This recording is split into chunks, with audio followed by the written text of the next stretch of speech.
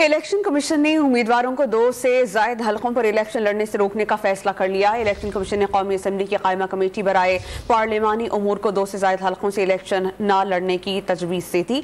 इस पर हम बात करते हैं डॉन न्यूज़ के नुमाइंदे नादिर गुरामानी से। नादिर, बताइएगा क्या कहना है इलेक्शन कमीशन ऑफ पाकिस्तान का कायमा कमेटी में, क्योंकि एक कैंडिडेट इससे पहले 12 सीट्स पर इंतखाब लड़ सकता था।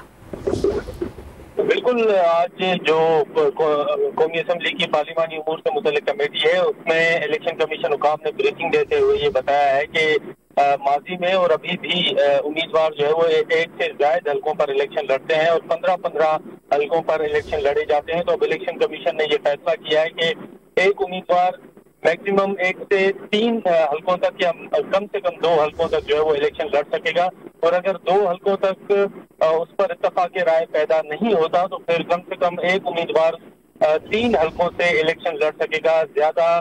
उससे ज्यादा हलकों पर इलेक्शन नहीं लड़ा जा सकता। इस हवाले से इलेक्शन कमीशन ने कमेटी को आगाह किया है कि कमीशन ने ये फैसला करते हुए पार्लिमानी उमूर की जो वजारत है और उसके साथ साथ पार्लियामेंट को भी अपनी ये तजवीज और फैसले से आगाह कर दिया है। अब उस पर कानून साजी करना पार्लियामेंट का काम है।